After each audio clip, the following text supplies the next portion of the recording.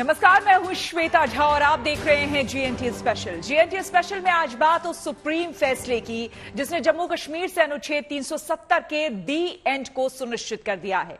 अनुच्छेद 370 की संवैधानिक वैधता को चुनौती देने वाली अर्जियों पर आज देश की सर्वोच्च अदालत ने अपना फैसला सुनाया, जिसमें सुप्रीम कोर्ट की 5 जजों की संविधान पीठ ने केंद्र सरकार के फैसले को बिल्कुल सही ठहराया है। इस केस की सुनवाई में एक तरफ सरकार के फैसले को पूरी तरह से संवैधानिक और जम्मू कश्मीर के लोगों के लोकतांत्रिक अधिकारों को सुरक्षा के लिए जरूरी ठहराने की कोशिश की गई, जबकि दूसरी तरफ अनुच्छेद 370 को हटाने के फैसले को असंवैधानिक ठहराने की दलीलें भी दी गई। 5 अगस्त 2019 को केंद्र सरकार ने जब धारा 370 हटाने की घोषणा की तो 2 सबसे बड़े फैसले सामने आए थे।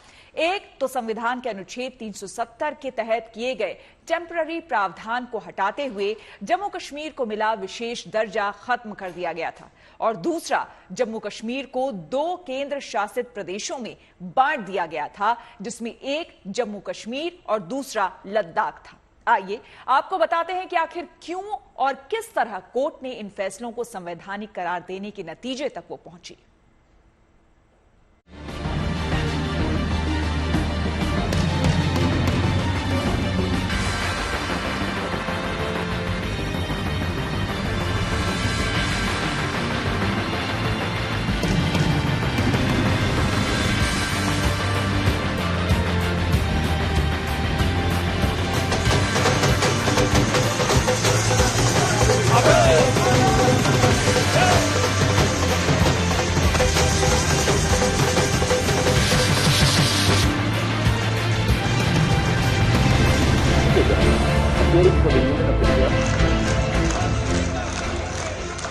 चार साल 4 महीने और 6 दिन बाद देश की सर्वोच्च अदालत ने आखिरकार आर्टिकल 370 हटाने पर अपनी मुहर लगा दी। यानी अब ये तय हो गया है, जम्मू कश्मीर से आर्टिकल 370 हटाने का केंद्र सरकार का फैसला बरकरार रहेगा और जम्मू कश्मीर में आर्टिकल 370 हमेशा के लिए इतिहास बनकर रह जाएगा।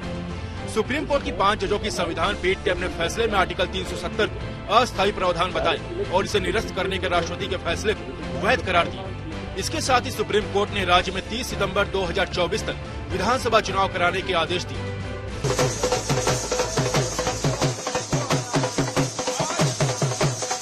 जम्मू कश्मीर को विशेष दर्जा देने वाले संविधान के अनुच्छेद 370 और 35A इसे हटाने की प्रक्रिया को चुनौती देने वाली 23 याचिकाओं पर सुप्रीम कोर्ट की संविधान पीठ ने अपना फैसला सुना दिया है।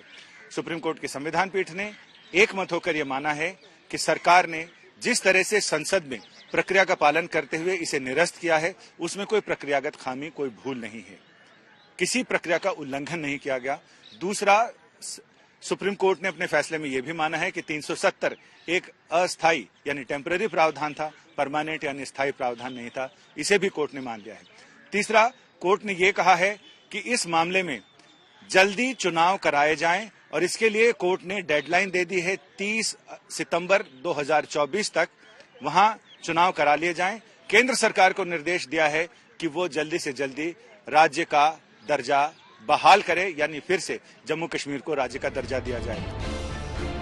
बता दें कि मोदी सरकार ने अपने दूसरे कार्यकाल में 5 अगस्त 2019 को आर्टिकल 370 खत्म कर दिया था। साथ ही राज्य को 2 हिस्सों जम्मू कश्मीर और लद्दाख में बांट दिया था। मैं आपके माध्यम से अपील करता हूं, विपक्ष के सभी सभासदों को कृपया चर्चा करिए।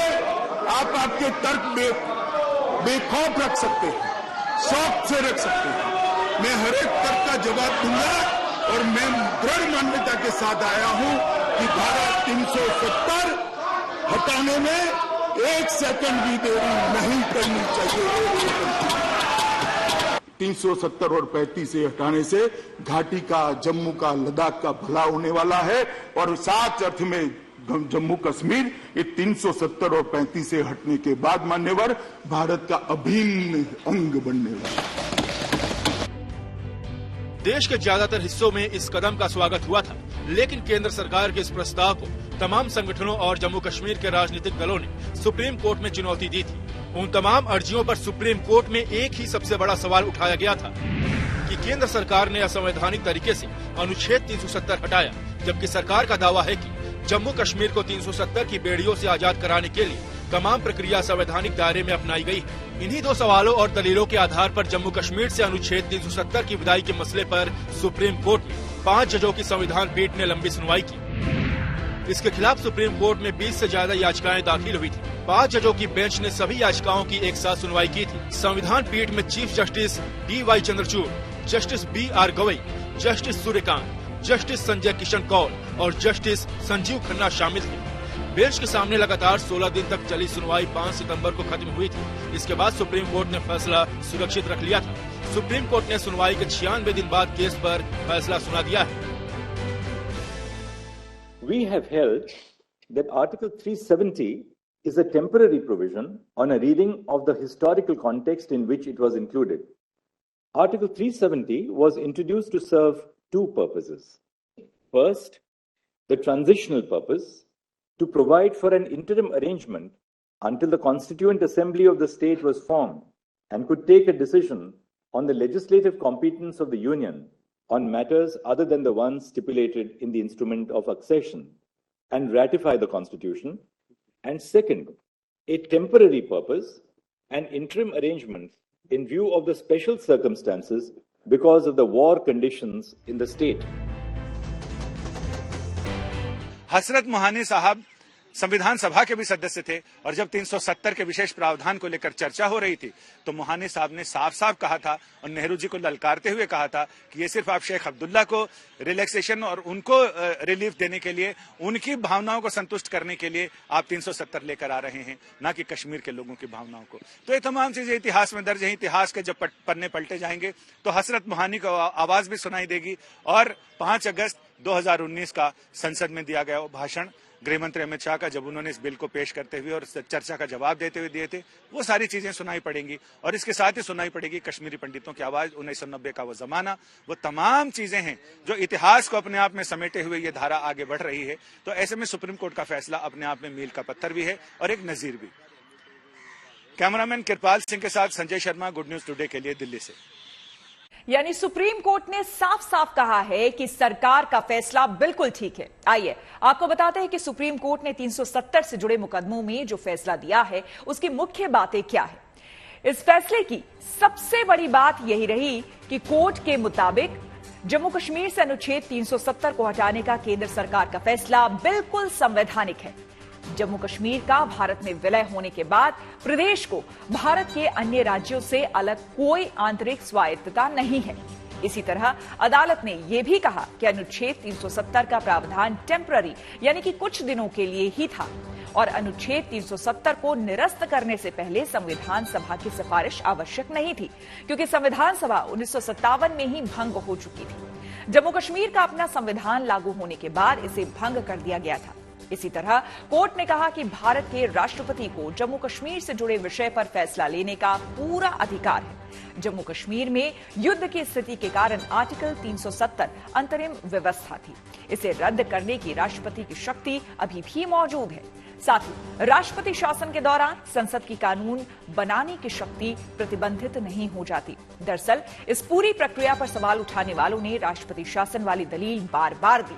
सुप्रीम कोर्ट ने अपने फैसले में यह भी साफ किया कि अनुच्छेद 370 हटाने का फैसला किसी गलत मंशा से नहीं लिया गया था। इसके अलावा सुप्रीम कोर्ट ने कहा कि जम्मू कश्मीर को पूर्ण राज्य का दर्जा भी जल्द से जल्द वापस मिलना चाहिए। एक और बड़ी बात जो कोर्ट ने फैसले में कही वो ये कि जम्मू कश्मीर में 30 सितंबर 2024 से पहले चुनाव हो जाना चाहिए।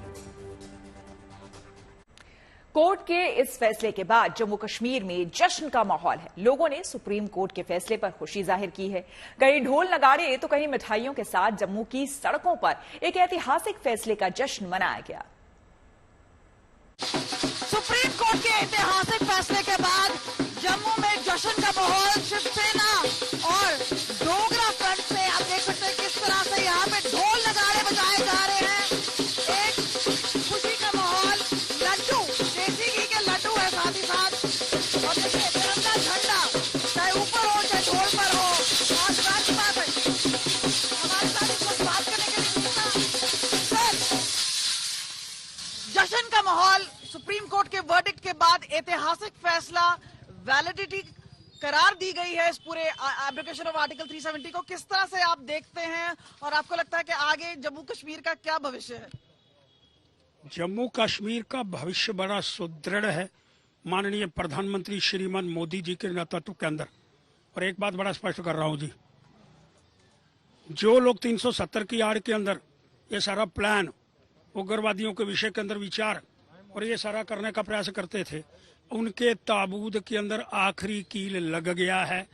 पहले पार्लियामेंट में लगाया, अब सीजीआई ने लगाया है और अब ऐसा लगता है कि आखिरी कील अब उनके समाप्तिकरण का होगा। और इसके बाद अब दिल्ली की जिम्मेवारी है लोकल लोगों को, जो हमारे डोमिसाइल हैं, उनको ज़्यादा प्रतिनिधित्व दिया जाए और इंडस्ट्री, हैवी इंडस्ट्री को यहाँ लाया जाए। और यहाँ पर जो है, और ये देखिए लड्डू के साथ देसी घी के लड्डू खिलाए जा रहे हैं, पूरा जश्न का माहौल है। और ये देखिए यहाँ पर सर आपने एक तिलक भी किया है सारे सुप्रीम कोर्ट के जजेस का, उसके बारे में भी बताइए। जजेस का तिलक कराया जी हमने। अब इसके बाद सुप्रीम कोर्ट के जजेस जो हैं उनका बड़ा धन्यवाद है, उन्हें हिंदुस्तान की जनता को एक तोहफा दिया है। देखिए, जम्मू कश्मीर के लोगों के लिए यह फैसला कई मायनों में और भी ज्यादा अहम हो जाता है। इस फैसले का सीधा प्रभाव उनकी जिंदगी पर पड़ता है, ठीक वैसे ही जैसे 370 खत्म होने का सीधा असर हुआ था। सरकार के हिसाब से धारा 370 हटने से कश्मीर के लोगों की जिंदगी बेहतर हुई है। इसी साल जुलाई में केंद्र सरकार ने एक हलफनामे के जरिए आर्टिकल 370 को खत्म करने के अपने फैसले को सही बताया था। केंद्र सरकार ने अपने 20 पेज के जवाब में आर्टिकल 370 को खत्म करने के पक्ष में कई तर्क दिए थे। उनमें से कुछ मुख्य बातें हम आपको बताते हैं। मसलन सरकार की तरफ से कहा गया कि 370 खत्म होने के बाद जम्मू कश्मीर में आतंकवादियों का नेटवर्क तबाह हो गया है। पत्थरबाजी और हिंसा जैसी चीजें अब खत्म हो गई हैं। 370 खत्म होने के बाद से राज्य में रिकॉर्ड 1,88,00,000 पर्यटक आए और पर्यटन के क्षेत्र में वृद्धि हुई है। इसी तरह हलफनामे में बताया गया कि राज्य में पथराव की घटनाएं, जो कि 2018 में 1,767 तक पहुंच गई थी, वहीं 2023 में पूरी तरह से बंद हो गई। तो वहीं 2018 में जम्मू कश्मीर में 199 युवा आतंकवादी बने थे। ये संख्या 2023 में घटकर 12 रह गई है। जम्मू कश्मीर में बीते 3 दशकों की उथल पुथल के बाद आम लोग सामान्य रूप से जीवन जी रहे हैं। आर्टिकल 370 खत्म होने के बाद राज्य में शांति और विकास को लोग महसूस कर रहे हैं। आर्टिकल 370 से जुड़ा ये विवाद पिछले 4 साल से लाइमलाइट में है, लेकिन वास्तव में ये विवाद जम्मू कश्मीर के भारत में सशर्त विलय के साथ ही शुरू हो चुका था। इतिहास के पन्नों में ऐसी कई तारीखें दर्ज है जब आर्टिकल 370 कश्मीर की कहानी में नया मोड़ लेकर आया। आइए आपको बताते हैं कि क्या है कहानी आर्टिकल 370 की। 1949 में इसकी शुरुआत से 2019 में इसके अंत तक।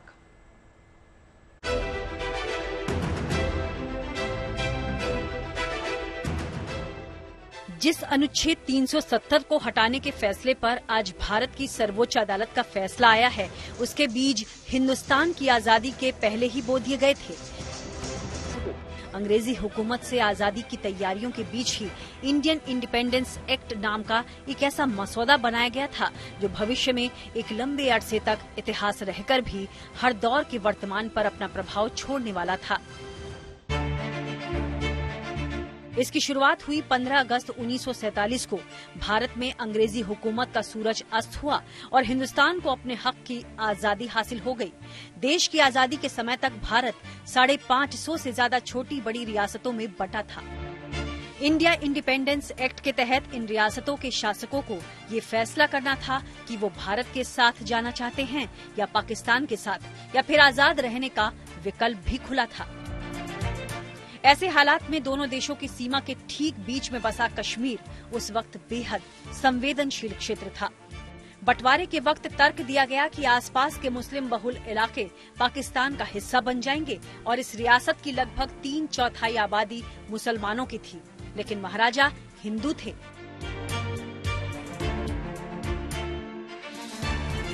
बंटवारे और आजादी के साथ बढ़े हुए सांप्रदायिक तनाव की वजह से महाराज हरि सिंह के लिए अपने राज्य को स्पष्ट रूप से मुस्लिम राज्य का हिस्सा बनाना मुश्किल था। तो वहीं वो भारत का हिस्सा बनने के पक्षधर भी नहीं थे, क्योंकि राजशाही के खात्मे के साथ भारत के आसमान पर लोकतंत्र की लालिमा साफ नजर आ रही थी।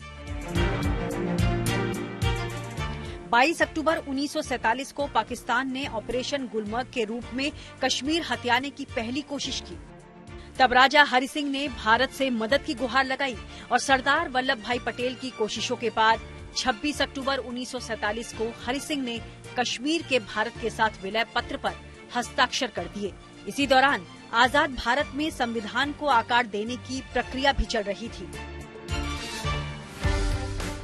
जुलाई 1949 को कश्मीर के प्रतिनिधित्व के लिए शेख अब्दुल्ला, मिर्जा अफसल बेग, मोतीराम बागड़ा और मसूदी को संविधान सभा का हिस्सा बना लिया गया।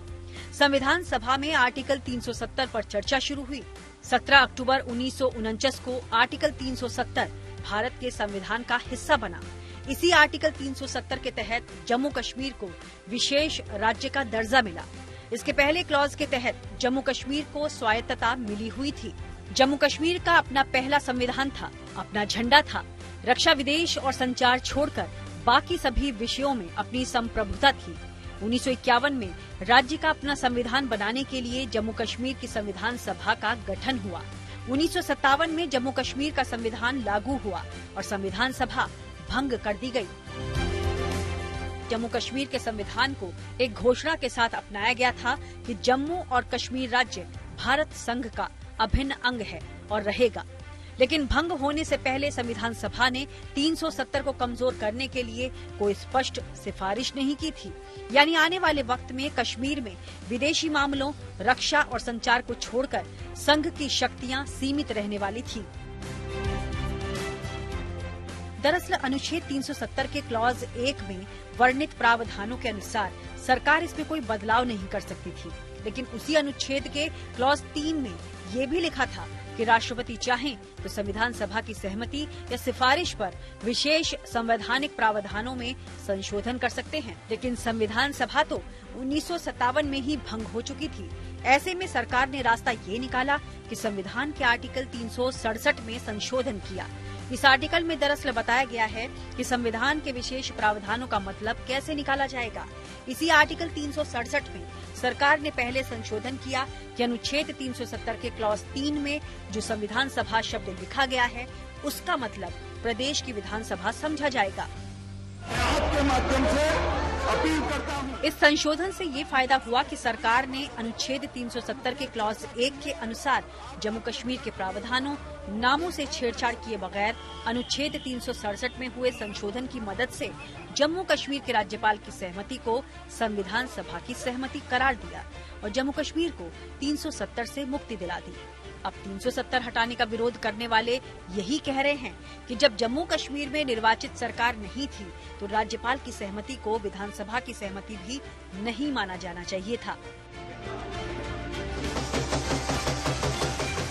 लेकिन फिलहाल हकीकत यही है कि स्वागत और विरोध में उठती तमाम आवाजों के बीच आर्टिकल 370 अब ऐसा इतिहास बन चुका है जिसे कभी दोहराया नहीं जाएगा और न ही कश्मीर को उस संघर्ष से दोबारा गुजरना होगा जो उसे भारत का अभिन्न अंग होते हुए भी भारत की पहचान को आत्मसात करने से रोक रहा था।